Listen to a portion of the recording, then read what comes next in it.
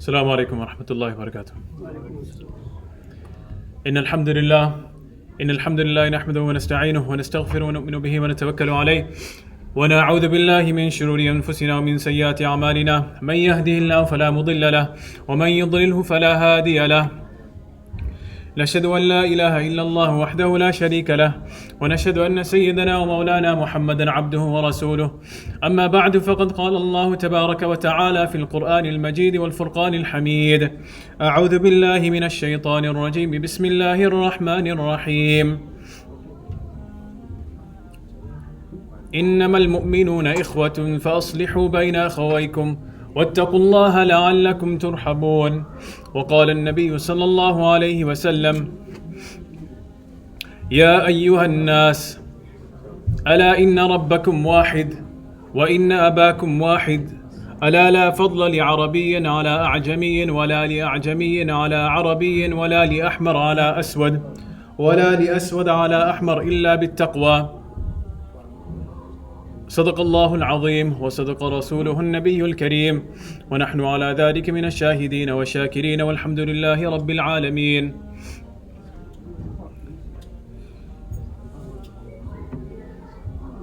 Allah subhanahu wa ta'ala has blessed us with the numerous blessings. For amongst those blessings that He has given us are our health and wealth. For amongst the blessings that He has given us, our family and friends. For amongst the blessings that He has given us is a masjid to pray salah in. The community can come together, the youth can come together and enjoy brotherhood and sisterhood in a Mubarak environment. And the single greatest blessing that He has given us all is this blessing of Iman and Islam. And the beauty about this Iman and Islam is that it invites us towards this concept of unity, not uniformity. Unity, not uniformity. I'll talk about what that means in a moment. And Allah subhanahu wa ta'ala mentions that إِنَّمَا الْمُؤْمِنُونَ إِخْوَةً, that when you take that shahada, you all fall under one banner of Islam. And you all come across issues being Muslim, especially with your own brethren. So when that happens, Allah subhanahu wa ta'ala says, فَأَصْلِحُوا بَيْنَ أَخَوَيْكُمْ, that rectify the situations with your brothers and sisters. وَاتَّقُوا اللَّهَ لَعَلَّكُمْ تُرْحَمُونَ. We see that phrase, وَاتَّقُوا اللَّهَ, وَاتَّقُوا اللَّهَ, وَاتَّقُوا اللَّهَ again. We know this is, we're preparing for that month of Ramadan, which is, again, وَاتَّقُوا اللَّهَ, right? The month of taqwa.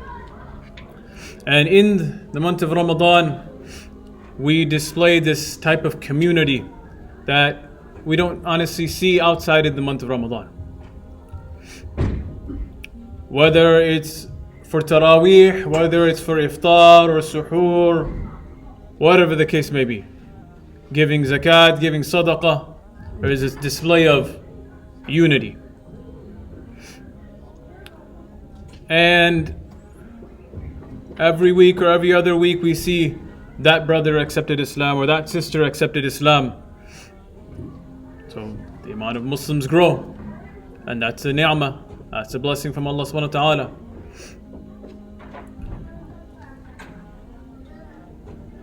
And as our community continues to grow, we have different issues that arise, just like how it was during the time of the Sahaba, Khulafa Rashidun, as Islam began to spread from Arab to Ajam. Different customs were incorporated, different ahkam, different rulings began to be displayed. Because you're dealing with, you're annexing different countries and different cities. So, the Khulafa Rashidun, the Sahaba, they dealt with those situations. And one situation that arose since that time was the aspect of racism. And to clear any doubts, the Prophet ﷺ, he said, ألا لا فضل لعربي على أعجمي. Well, first off, he started, it was during the أيام التشريق. He said, يا أيها الناس, that O people, ألا إن ربكم واحد. You have one Rabb, you have one Allah. وإن أباكم واحد, you have one Father. And then he stated, there is no virtue of an Arab over a non-Arab, or a non-Arab over an Arab, or a white man over a black man, or a black man over a white man. No fadila. Illa bittaqwa. The only fadila that you're going to have is based off of the taqwa that you have. That's the only thing. So to further emphasize the point, the Prophet ﷺ said, أبلغت? Did I get the message through? Is this clear? The Sahaba said, قالوا بلى. Yes, absolutely. بلغ رسول الله. No, بلغ رسول الله صلى الله عليه وسلم. The Messenger of Allah صلى الله عليه وسلم has delivered the message. And that is the basis of our unity is the worship of Allah subhanahu wa ta'ala. We have enough people outside our deen shooting arrows at us. We don't need people within the deen, as Muslims within the community, shooting arrows at ourselves. We don't need that.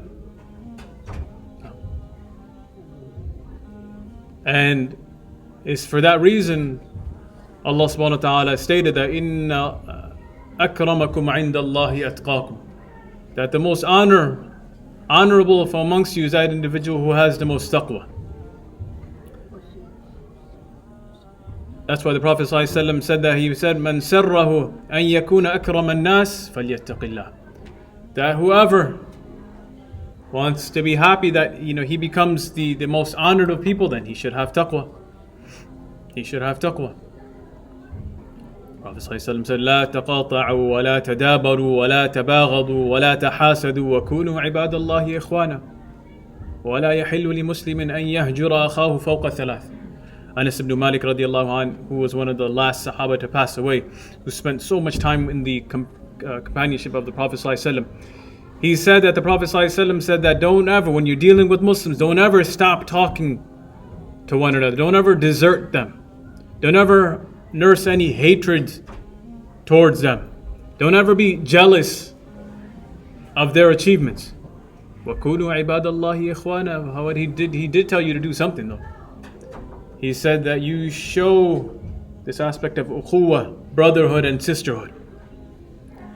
Because it's not allowed, he said, لا يحل. He said it's not allowed for a Muslim to stop talking to another Muslim for more than 3 days. You have an issue, you have an argument, okay, fine.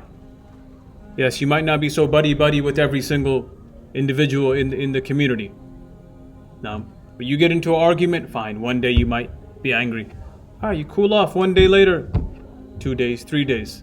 More than that, it's not permissible. As Prophet ﷺ said, it's not allowed. Not allowed. It's sad. I mean, individuals come up to me and told me that they moved from the inner city of Chicago so that they can get their family into a safer environment, and they have more opportunities in the suburbs. Come to find out that they come to the masjid, they say salam to their fellow brothers. Sometimes they don't even get a response. Forget even looking at them, they don't even respond with their mouth. No. We show a lot of love, mashallah, when they accept Islam, as we should. Yes, that's great, mashallah. Well, what about afterwards? No. What about afterwards? When they're the only Muslim in their entire family. They get kicked out of their house. I'm like, this happens. It's not just like a one-off situation. Many situations I've seen brothers and sisters accept Islam, parents kick them out, siblings kick them out. Where else do they have? Who else do they have? They try to find that solace with their fellow Muslims at the masjid. But sometimes they don't find it there either. And it's strange that the different aspects of the sunnah that the Prophet ﷺ kind of highlights throughout his life. He says in one hadith that Wallahu fi auni al-abd ma kana al-abdu fi auni akhi, that the slave of Allah subhanahu wa ta'ala, he will be assisted by Allah subhanahu wa ta'ala as long as that slave is in assistance with another slave. As long as you help your fellow Muslim, Allah subhanahu wa ta'ala will make a way out for you. وَيَرْزُقُ مِنْ حَيْثُ لَا يَحْتَسِبُ. Right? He'll open a door that you can't even imagine, you don't even know existed. Yes, they might not be the same color as you, they might not dress the same way as you, but they still have the same pillars of Islam as you. That's what you call unity. Not uniformity. They don't have to wear the same topi as you, same jacket as you, same shawar kameez as you, same thobe as you. That's fine. But they have that same that deen within their heart as you. They follow that same Quran as you. They follow the same Sunnah as you. So these are the aspects of the fara'id where, yes, there is unity.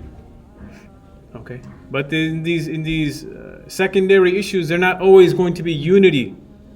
Okay, there's not always going to be uniformity there. But we have to display this unity. Now, difference of opinion among scholars that existed since the time of the Sahaba. But when they went beyond that, they gave importance to, yes, this is still my brother, this is still my sister.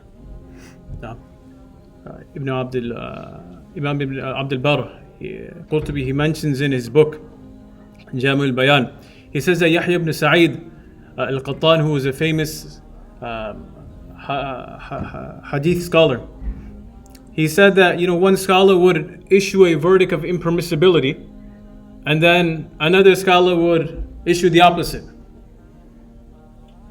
He said one scholar would issue the verdict of impermissibility in one issue, and the other scholar would issue the verdict of permissibility. So you would think, the fight's going to break out soon, huh? Fight will break out. He said they wouldn't hold any type of grudge or hatred towards one another. No, that wouldn't happen. There's a reason why the Prophet ﷺ, sprinkled these different ahadith to us. That إِذَا دَعَى الْمُسْلِمُ لِأَخِيهِ بِظَهْرِ الْغَيْبِ قَالَ الْمَلَكُ آمِينَ وَلَكَ بِمِثْلِ. That when a Muslim makes dua for another Muslim behind their back, they don't even know about it, then the angel that's next to them, he says, Ameen, O Allah, accept. And for you is the same thing. For you is the same thing. So, O Allah, accept this dua, and for you is the same thing, right? For you is the same thing. That's the level of brotherhood or sisterhood that the Prophet ﷺ was trying to teach. Famous story of Umar radiallahu anh. He used to hold gatherings. And what happened one time where, he had this one brother that used to come regularly. And he noticed, week, 2 weeks, 3 weeks went by. Where is his brother? I haven't seen him in a long time. Where did he go? So the companions were a little bit ashamed. They're like, I didn't want to say. Okay, tell me what happened to him. He said, he started drinking. No? And since he started to drink, he kind of fell off, and he stopped coming. He stopped coming to the gatherings. So as Umar radiallahu anh, you always hear Umar radiallahu anh, very fierce, strong. What would you think he would do? He sent him a letter. Okay. Beginning of Surah Ghafir. Allah subhanahu wa ta'ala states, غافر الذنب وقابل التوب شديد العقاب ذي الطول لا إله إلا هو إليه المصير. That Allah subhanahu wa ta'ala, he said this right in the beginning of the letter. He wrote, Allah subhanahu wa ta'ala is the one who forgives those who repent. غافر الذنب وقابل التوب. Those that know that they committed a mistake and they seek repentance, Allah subhanahu wa ta'ala forgives them. شديد العقاب. He balanced both. He says شديد العقاب, but Allah subhanahu wa ta'ala also is very severe in his punishment. ذِي الطَّوْلِ لَا إِلَهَ إِلَّا هُوَ إِلَيْهِ الْمَصِيرُ. Allah subhanahu wa ta'ala is the master of everything. He owns everything. So it's a balance of targheeb and tarheeb, a balance of encouragement, but also striking some fear in his heart. We can't just have just motivate, and then they just, oh, mashallah, ya Allah forgive me. He's Rahman ar-Rahim. Yeah? He'll forgive me for all my mistakes. Yes, He's Rahman ar-Rahim, but don't forget He's Maliki Yawm ad-Din as well. Right? He's Al-Adil as well, right? He's the one that is just as well. Now, I only have 2 minutes left. I wanted to narrate one incident that took place with Shaykh al-Hind Mahmud Hassan, rahimahullah. When he was arrested, he was being taken to prison, and he kept on repeating one statement, and that statement is still, the lessons that he took from his time is still applicable today. That's why I'm saying it. He continued to repeat one statement, and that statement was that all praise belongs to Allah subhanahu wa ta'ala, is that I have been arrested due to a problem and not due to a sin that I did. It is due to some issue, some political issue, not due to a sin. And while he was in this solitary confinement, some of his companions, they would go to him and notice that he was, in some grief. So they tried to console him. And Shaykh al-Hind's response was amazing. He said that, I'm grieving whether this hardship that I'm going through is going to be accepted in the eyes of Allah subhanahu wa ta'ala or not. Is this hardship that I'm going through, is it going to be accepted in the eyes of Allah subhanahu wa ta'ala? Is it accepted or not? So the night he was released in the 1920s, he made a ajib statement. He said, I learned two lessons from my time in Malta, right? From my time in prison. And he said, I pondered in solitary confinement as to why the Muslims are being destroyed in a religious front and in a secular front. In a religious level and in a secular level. He said there's two reasons. Number one, he says just complete disregard of the Quran. Complete just disregard of the Quran. No connection whatsoever with the Quran. For 11 months, what happens? Yes, mashallah, we talked about the month of Ramadan, it's coming, it's the month of the Quran, we pick up the Quran, we read the Quran, we listen to the Quran, yes. But what about before that? What about after that? No. Ramadan isn't the only time to be Muslim. So complete disregard to the Quran. No. So he wanted us to connect ourselves with this book of Allah subhanahu wa ta'ala. There's nothing like it. Absolutely nothing like the book of Allah. So that was number one. Read the Quran, whether it's 5 minutes or 10 minutes a day, whether it's sitting in your imam's tafsir class, whatever the case may be. Build some type of connection, however you want to build it. Build it. That's number one. Number two, he said, was disunity amongst the Muslim ummah, which goes hand in hand with point number one. That if we read and try to understand the Quran with proper scholarship, then automatically, slowly, this aspect of disunity and racism that we have within the Muslim community. Forget about outside the Muslim community, that has other issues. Let's just talk about within the Muslim community. We need to be able to show that unified front. As we're so proud of when we take the Shahada, as we're so proud of when another brother or sister takes the Shahada. Continue showing that unified front. That's why Allah subhanahu wa ta'ala says time and time again, وَتَعَاوَنُوا عَلَى الْبِرِّ وَالتَّقْوَى وَلَا تَعَاوَنُوا عَلَى الْإِثْمِ وَالْعُدْوَانِ. That assist each other in good deeds and in righteousness. Don't assist each other in doing despicable sins. So we ask Allah subhanahu wa ta'ala to allow us to connect with the Quran and stay connected with the Quran before Ramadan, during Ramadan, after Ramadan. We ask Allah subhanahu wa ta'ala to enlighten our hearts and show it the beauty of deen and call us towards unity, not necessarily uniformity.